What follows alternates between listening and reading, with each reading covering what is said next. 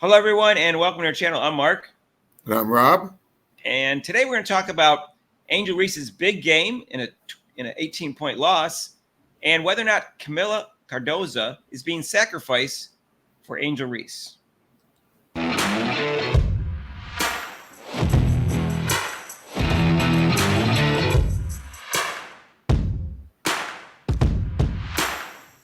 And hey, if you haven't subscribed to our channel yet, please do so and hit the notification bell when you do. So last night, Angel Reese had a huge game, 20 rebounds, 10 offensive rebounds, 8 for 16, 3 for 5 at the free throw line, and 19 points. But they lost by 18 to the Phoenix Mercury. And now they're a game and a half behind the Indiana Fever. Kamila Cardozo was 6 for 7 and had 4 rebounds, but 5 fouls and just played 16 minutes. So she might have gotten into foul trouble, which is why she played 16 minutes. And Harrison comes off the bench for them. But before the break, Rob, when Reese was going for a double-double streak and trying to keep it alive, 2 times out of the last 3 games during the streak, she got benched basically for Harrison for no reason because her stats were good. Right. Excuse me. I wonder, Rob, is she being sacrificed in order an effort to keep her double-double streak going and get a double-double every game now? It seems like to me almost. I mean, I hate. It seems like the coach is more interested in Reese's getting records than winning the games. All right, let me give you some stats, Rob. So Reese shoots 40% from the field. Cardozo shoots 50% from the field. Reese plays 35 minutes. Cardozo plays 25 minutes. She is a better defender than Reese and has 1.1 blocks per game, and Reese only has 0.4. She's actually a better shooter, obviously. She's not as good a rebounder, but in the games that since they came back, Reese got 43 shots. Cardozo got 24, even though she shot 70% and Reese shot 37%. In fact, in the first 2 games, Reese only shot 30%. She was 4 for 14 and 4 for 13. I mean, so I don't understand, Rob, why you don't give Cardozo more shots. I understand some of Reese's shots are her own offensive rebound shots, which he missed. Right, exactly. But not all of those. So why aren't you feeding the post to Cardozo more and to Reese less? That's what I want to know.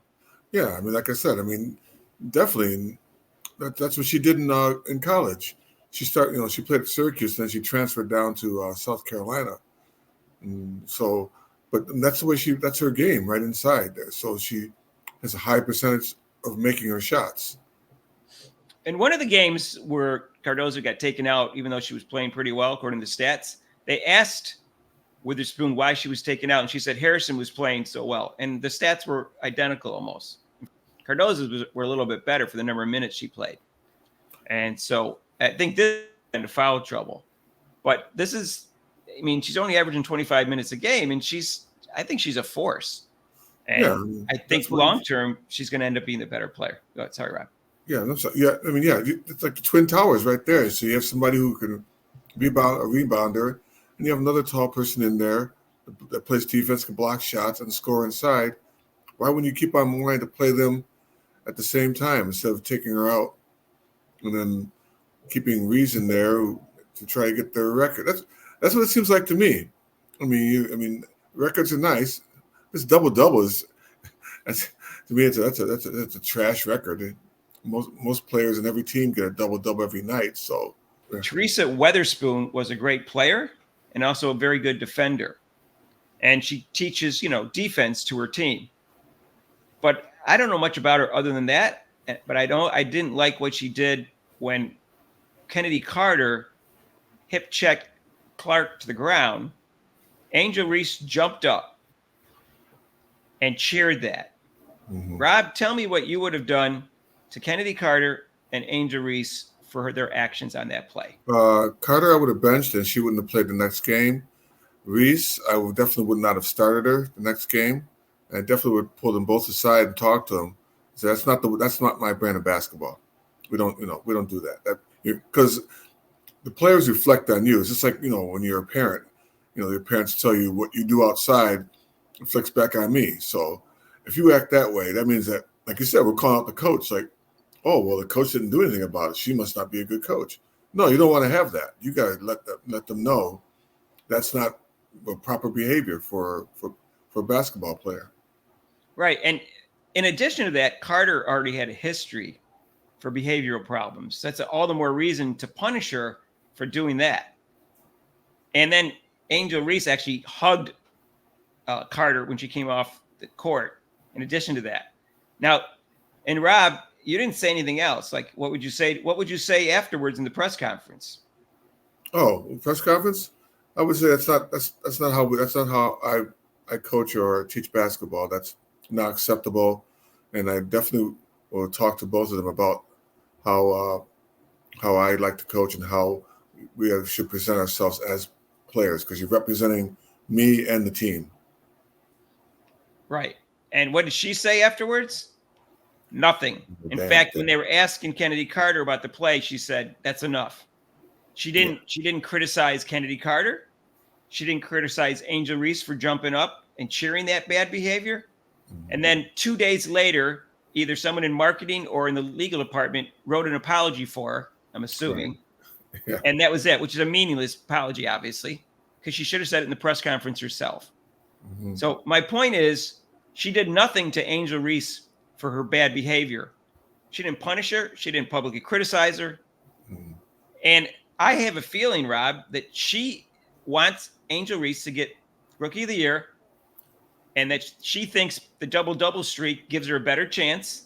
Mm-hmm. And she's doing that and not worried as much about the team as she is about Angel Reese getting it. Yesterday, she had 19 points and 20 rebounds, and they lost by 18. They were down by 19 going into the fourth quarter. I didn't see the game, but I wonder if she was kept in there to try to get a 20-20 game.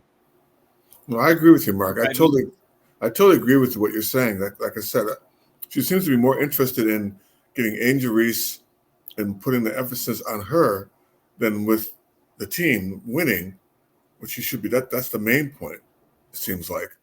But it doesn't seem like that, you know.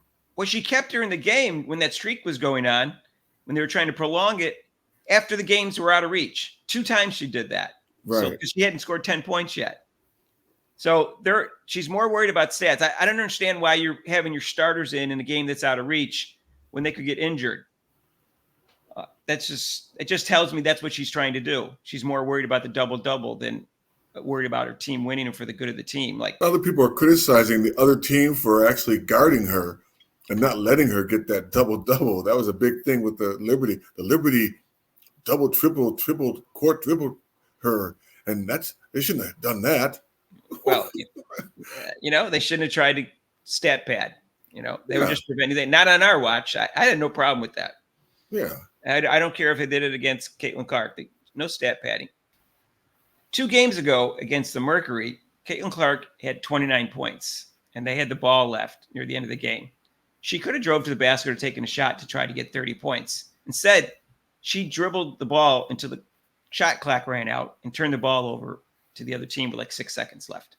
Mm-hmm. Angel Reese would have tried to get 2 points and been posting up underneath the basket, screaming for the ball from her teammates. And Witherspoon would have been encouraging it. And yeah. I feel sorry for Cardozo. I'd want to go to a different team. If she's going to emphasize Reese over me, if I'm Cardozo and I think I'm a better player, or I just want more minutes, or I just want to get more points and more shots, then I'd want to leave. I wouldn't want to be second fiddle to her. That might be the cause of the tension. And you're a player, and when you're focusing on that one player, just Reese, get her the ball, get her this, and after a while, you're a player like, wait a minute, I'm part of this team too. Why can't I thought our thing was to win, coach. Yeah, and to be balanced, Angel Reese is a fantastic rebounder, even though some of her offensive rebounds are her own. Mm-hmm. She is still a great offensive rebounder, and she may go down, I don't know, as the best rebounder ever in the WNBA. She may go down as the best offensive rebounder in the WNBA, and she's a great rookie, but she doesn't have an all-around game. I just want to at least put that out there, thinking we're just criticizing Angel Reese and not giving her compliments. Right. And she plays hard, and I like players who play hard. Mm-hmm. And I think she tries on defense, but she's not a great defender. She's an average defender, and she can't block shots. Right. And so just want to be balanced about that. But I still think Cardozo has more upside. So we'll see. I could be wrong. She doesn't rebound as well, but she could. Maybe in the future she'll get better. So, well, she got drafted. She got drafted ahead of Reese, so must have been the reason why. Well, because she got better from her junior year to her senior year, and Reese actually numbers went down from her junior year to her senior year. So if you're going to draft, aren't you going to draft a 6'7" person instead of the 6'3", 6'4" person who got better from a junior year to senior? I'm going to. Yeah, I would. Anyways, we'll see what happens. We'll see who has a better career. I would bet on Kamila. That's me. So right now it's Reese, but I think the coach is favoring her, and I don't think that's fair. Yeah, and I don't think that's good for the team. So let us know what you think in the comments down below. If you haven't subscribed yet, please do so. Hit the notification bell when you do.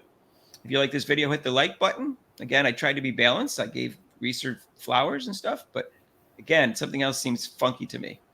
And I'll be live Saturday, 8 o'clock on Saturday. Tough game against the Minnesota Lynx and the delightful Cheryl Reeve.